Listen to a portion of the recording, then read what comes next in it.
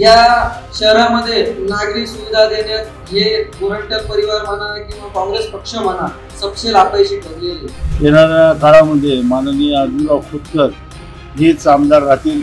माननीय कैलास गोरंट्याल साहेबांनी खरोखर विकासात्मक दृष्टिकोन ठेवून काम केले। रेल्वे राज्यमंत्री आदरणीय माजी खासदार रावसाहेबजी दानवे यांच्या प्रभावशाली नेतृत्वामुळे ही कामं मार्गी लागलेली आहेत ही वस्तुस्थिती आहे। जालन्याच्या इतिहासामध्ये जितकेही आमदार होऊन गेले भारत स्वातंत्र्यापासून, पण कैलासजी गोरंट्याल साहेब यांचे इतके काम कोणत्याही आमदारांनी इथे केलेले नाही। नवीन जालना कधी नवीन झालेलाच नाही आणि जुना जालना भागातील जी समस्या आहे, जुना जालना तर फार विस्कट परिस्थिती या शहरामध्ये आहे। 2011 पासून तर आज ताब्यात नगरपालिका ही काँग्रेसच्या ताब्यात आहे। नगराध्यक्ष हा एका गोरंट्याल परिवाराचा होता। त्याच्यानंतर 2019 ते 24 गोरंट्याल साहेब या शहराचे आमदार आहेत। पण या शहरामध्ये नागरी सुविधा देण्यात हे गोरंट्याल परिवार म्हणा किंवा काँग्रेस पक्ष म्हणा सपशेल अपयशी ठरलेले। याचा अर्थ म्हणजे सांगायचा उद्देश असा आहे की आमच्या तीनच प्रश्न असतात, वॉटर, गटर आणि मीटर। तो वॉटर म्हणजे पाणी, आता हे स्वतःला जलसम्राट म्हणून घेते, पण साधारणतः दर वेळेस आम्हाला 12व्या ते 15व्या दिवशी पाणी येतं, पण टॅक्स आम्हाला रोजचा लावला जातो। हे सगळ्यात पहिले मला जनतेला सांगितलं पाहिजे। नंबर 2चा विषय गटर। तर गटरचा विषय असा आहे की 15-15 दिवस आमच्या मागासवर्गीयांच्या आमचं जे स्लम एरिया आहे तिथं कधी साधं पाहायला येत नाही। आमचे लोक वारंवार यांना निवडून देतात, फक्त आमचं एक वोट बँक म्हणून ही काँग्रेस पक्ष आणि आमदार आम्हाला वापरत आहे। गेल्या पंचवार्षिकमध्ये मागील आमदारांनी जालना शहरामध्ये कुठल्याच विकासाचे काम केलेले नाही। अपेक्षित रोड, अपेक्षित लाईट, अपेक्षित पाणी, नागरिकांना हव्या असणाऱ्या सुखसुविधा या कुठल्याच पुरवण्याकरता सदरील आमदार हा निष्पन्न ठरलेला आहे। येणाऱ्या काळामध्ये माननीय अर्जुनराव खोतकर हेच आमदार राहतील, कारण की गेल्या 2 वर्षामध्ये माननीय मुख्यमंत्री एकनाथजी शिंदे साहेब यांच्या माध्यमातून त्यांनी जालना शहरामध्ये जवळपास 200 कोटी रुपयाची निधी आणून जालना शहराचा सर्वांगीण विकास केला आहे। जालना शहराचा विकास, जालना विधानसभेचा विकास माननीय आमदार कैलास गोरंट्याल यांनी खरंच केला।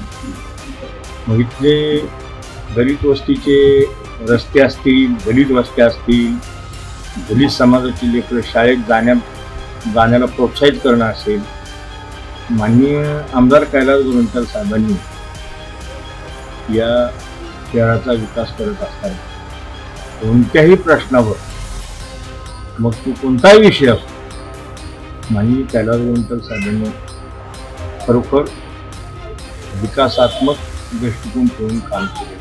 नाही, यांच्या कामकाजावरती आम्ही समाधानी नाही।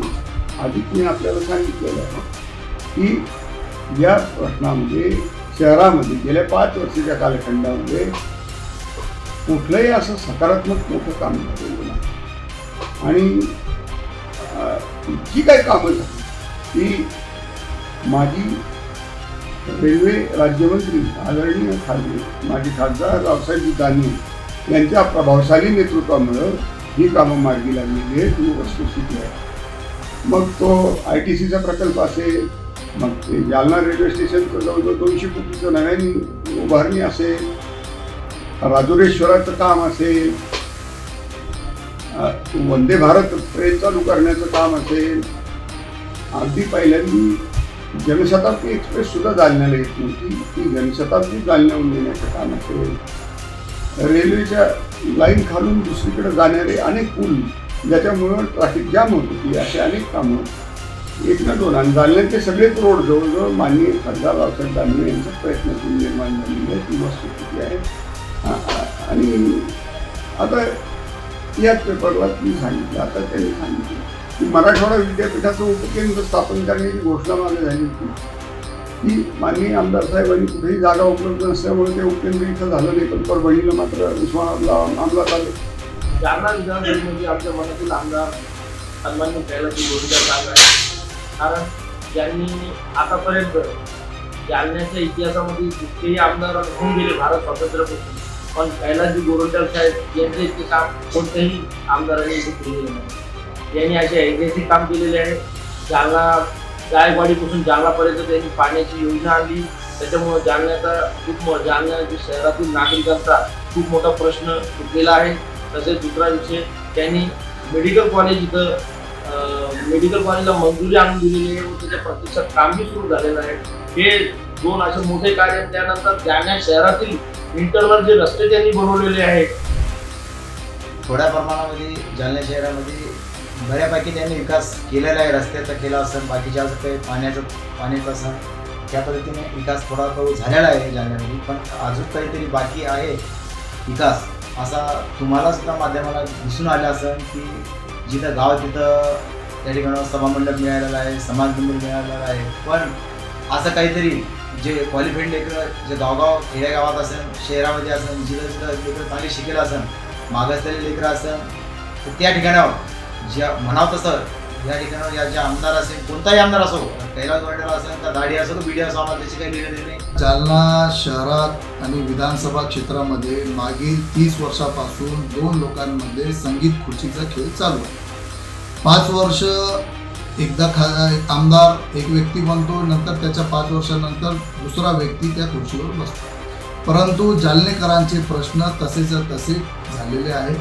नवीन जालना कधी नवीन झालेलाच नाही आणि जुना जालना भागातील जी समस्या आहे, जुना जालना तर फार विस्कट परिस्थिती या शहरामध्ये आहे.